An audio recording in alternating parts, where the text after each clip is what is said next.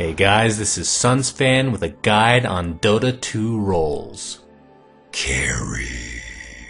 The first role we will cover is that of the carry, which if you are a newbie should probably stay away from at the start.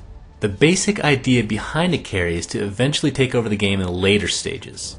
Carries tend to be agility based but don't have to be. The reason agilities are usually the carries is because they normally have a higher agility growth throughout the game.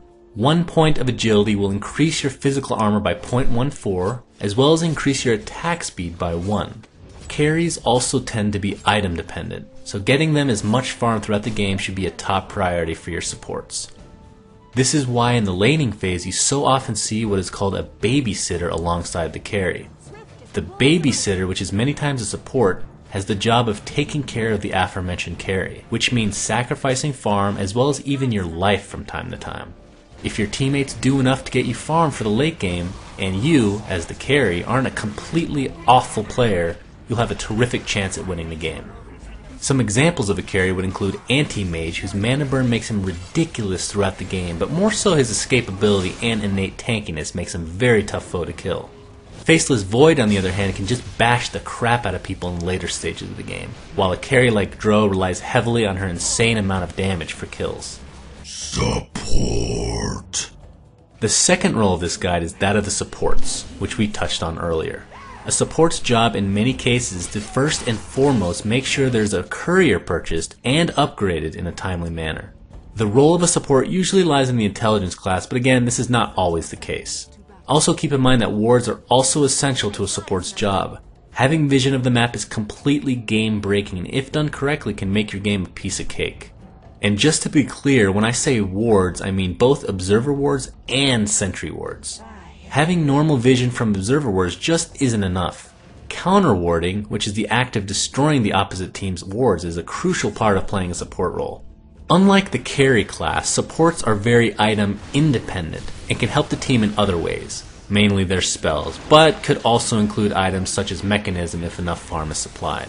But as we talked about earlier, being a hard support and babysitter are interchangeable. Just make sure your neutral camps are stacked and pulled, since this is a great way to allow your lanes to be pushed back, which will therefore allow your carry to free farm. Some examples of support would have to be Crystal Maiden, whose aura helps her team on a global scale. Lich is another great example with his ability to push back lanes with sacrifice, while Vengeful Spirit's stun and swap can get her carry out of horrible situations. Initiator. The next role to discuss is that of the Initiator, which is the one that is relied on so heavily to ignite teamfights. What makes someone a good Initiator is either his ability to take damage or simply those that have huge AoE ultimates. These heroes aren't horribly item dependent, but in many cases will need a blink dagger in order to be most effective.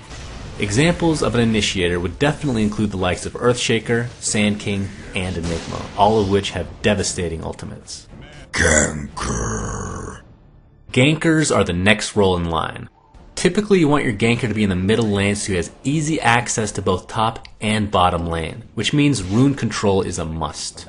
Any successful gank in the early to mid stage of the game can have a huge impact on the game, as preventing consistent farm on the opposing carry just might be enough to disrupt them into a poorly played game. I would definitely classify a ganker as being item independent, but not to the same degree as those of the support role.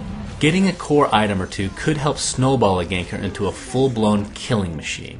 What makes a good ganker is their skill composition. Usually having some sort of a stun or slow is needed, but may not be necessary if you're able to surprise the opposition team with some aggression. Some examples of gankers would have to be Tiny, whose ridiculous burst damage and snowball ability are very tough to control.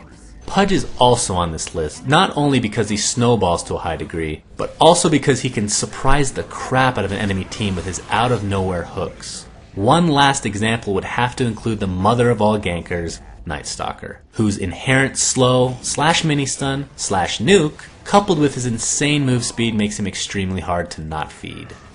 Pusher. The fifth role on the agenda is that of the Pusher. In a push strategy, your goal is to end the game as soon as possible. There are two kinds of pushing, that of lane pushing and that of tower pushing. Although these should be obvious, I will briefly explain them. Lane pushing usually consists of having a spell with a relatively low cooldown that you can use to take out creep waves out speedily. Tower pushing, on the other hand, is having the ability to push down towers like nobody's business. By pushing fast, you are not giving the enemy any room to farm, and if they choose to farm the opposing lanes, you'll take down their towers with relative ease, therefore netting you bursts of gold as well as map control. Typically, pushers are not item dependent, but are most certainly level dependent, since they rely heavily on their skills to push.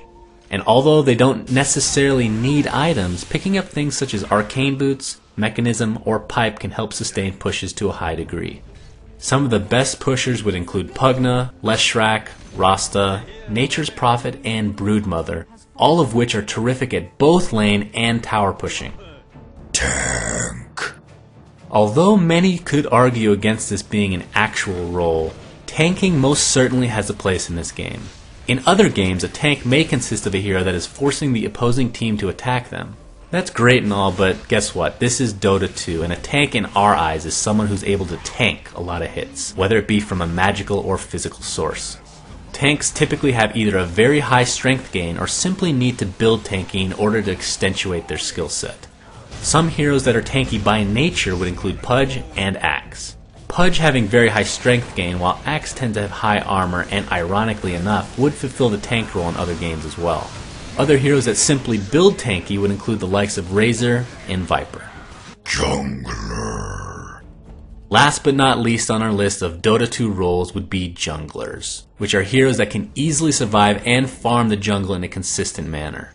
Aside from the occasional gank, this normally includes heroes that don't leave the jungle until they have their needed items, making them very item dependent. The benefit of having a jungler is the fact that you don't have one hero sucking up the experience in one of the lanes. Examples of successful junglers would have to include Axe, who can tank the crap out of neutrals. Furion and Enigma can also excel in the jungle as they rely on summoned units to do the tanking for them. Thanks for watching, guys, and please remember to subscribe to our YouTube. Also, a special shout out goes to Flawless for his help in writing this guide. You can check him out at his YouTube, which is linked in the following annotation. And finally, please be sure to check out our stream at own3d.tv/DotaCinema, where you can find tournament shoutcasts, as well as me playing with you. This was Sunsfan, and please, have my babies, please.